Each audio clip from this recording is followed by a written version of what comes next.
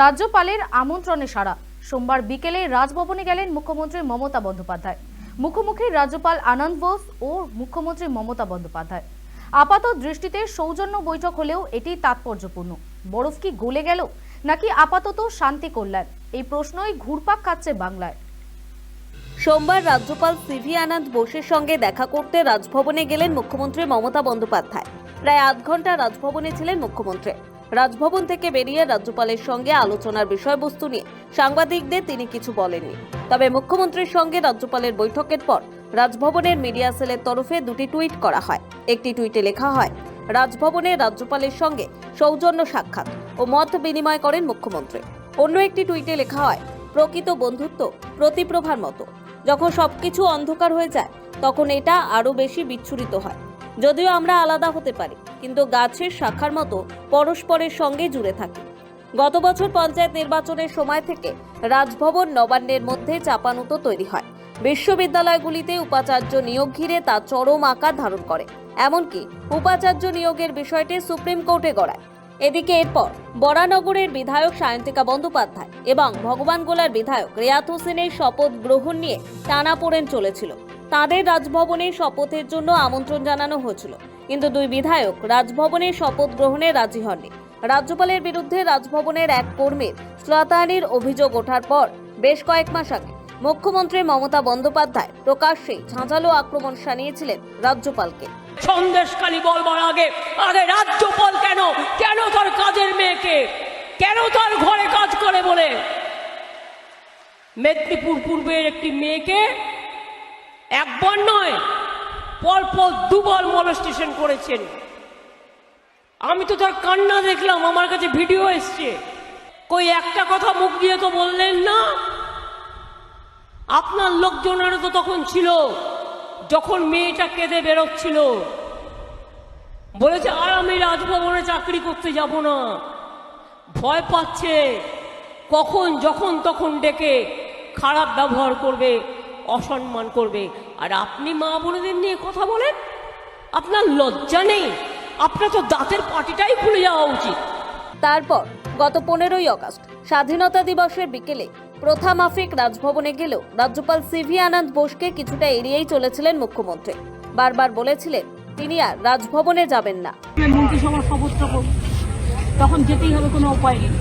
ওই যে worker employ, তার কেসটা আপনারা সবাই জানেন, আমার নতুন করে বলার কিছু নেই। তাহলে নিজের দিকে তাকাতে হবে, তারপরে তো অন্যদের সমালোচনা করবে। কিন্তু সোমবার বিকেলে সেই তিনি আবার রাজভবনে গেলেন। প্রায় আধ ঘন্টা কথা বললেন রাজ্যপালের সঙ্গে। সূত্রের খবর, বিশ্ববিদ্যালয়গুলি স্থায়ী উপাচার্য নিয়োগের বিষয়ে কথা হচ্ছে রাজ্যপাল এবং মুখ্যমন্ত্রীর মধ্যে। ঘটনা পরম্পরা দেখে রাজনৈতিক এবং প্রশাসনিক মহলে কৌতূহল, কি এমন ঘটল যে রাজভবন এবং নবান্নের সংঘাত বা দূরত্ব কাটছে বলে মনে হচ্ছে। রাজভবন নবান্নের সম্পর্কের বরফ গলার ইঙ্গিত পাওয়া যায় কয়েকদিন আগে। গত সোমবার বিধানসভায় নবনির্বাচিত 6 বিধায়ক শপথ নেন। তাঁদের শপথ বাক্য পাঠ করানোর জন্য রাজ্যপালকে চিঠি দিয়েছিলেন স্পিকার বিমান বন্দ্যোপাধ্যায়। সেই অনুরোধে সাড়া দিয়ে বিধানসভায় পৌঁছে যান রাজ্যপাল বোস। বিধায়কদের শপথ গ্রহণ অনুষ্ঠানের সময় বিধানসভায় ছিলেন মুখ্যমন্ত্রী। তারপর বাংলা আবার উলটপুরাণ দেখল বিশ্ববিদ্যালয়ের ক্ষেত্রে। দুদিন আগে আবার রাজ্যের সুপারিশ মেনে 6 বিশ্ববিদ্যালয় উপাচার্য নিয়োগে অনুমোদন দিয়েছেন রাজ্যপাল। দুদিনের মধ্যেই দেখা গেল মুখ্যমন্ত্রী রাজভবনে গিয়ে রাজ্যপালের সঙ্গে দেখা করে এলেন, যা সইত কাটার লক্ষণ। তবে আলোচনার বিষয়বস্তু নিয়ে কেউই মুখ খোলেননি। তবে মুখ্যমন্ত্রী কিছু না বললেও রাজভবনের তরফে দুটি বার্তায় বরফ গলার ইঙ্গিত স্পষ্ট বলে মনে করছেন অনেকে। রাজ্যপালের নিয়োগকর্তা হলো কেন্দ্রীয় স্বরাষ্ট্র মন্ত্রক। এই রাজ্যপাল আবার স্বয়ং প্রধানমন্ত্রীর আস্থাভাজন বলে শোনা যায়। অর্থাৎ তিনি যা বলেন বা করেন রাজধানীর বার্তা পেয়েই করেন। রাজ্যপাল বোস দিল্লির বার্তা না পেয়ে কিছু করেন না। তবে মমতা বন্দ্যোপাধ্যায় তথা রাজ্য সরকারের সঙ্গে সংঘাতের পথ ছেড়ে সমন্বয়ে যে আবহ তৈরি করছেন রাজ্যপাল, তার নেপথ্যেও কি দিল্লির বার্তা রয়েছে? তাহলে কি কেন্দ্রীয় সরকারের সঙ্গে রাজ্য সরকারের সম্পর্কের খানিকটা হলেও উন্নতি হয়েছে? এ বিষয়ে সদুত্তর কেউ দিতে পারছেন না। দীর্ঘদিন ধরে আবাস, গ্রাম, সড়ক যোজনা, 100 দিনের কাজের মতো বেশ কিছু কেন্দ্রীয় প্রকল্পের বকেয়া অর্থ নিয়ে দিল্লির বিরুদ্ধে সরব তৃণমূল। আগের টাকার হিসাব না দেওয়া নিয়ে কেন্দ্রীয় মন্ত্রী থেকে শুরু করে বাংলার বিজেপি নেতারা নিয়ম করে পাল্টা বিততেন তৃণমূলকে।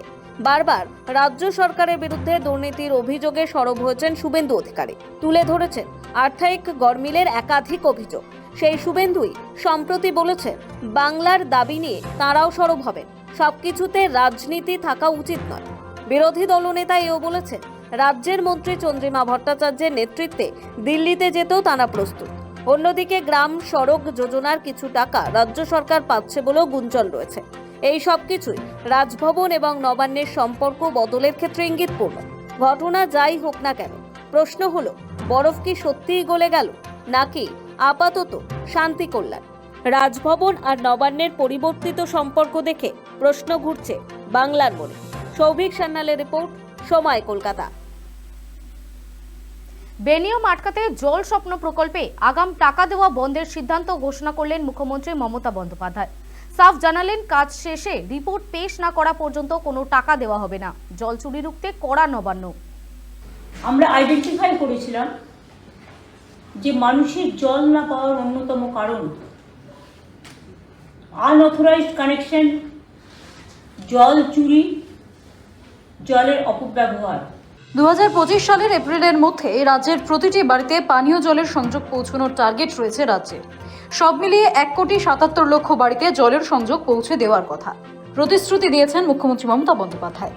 ইতিমধ্যেই যুদ্ধকালীন তৎপরতায় রাজ্য জুড়ে সেই কাজও চলছে। PHE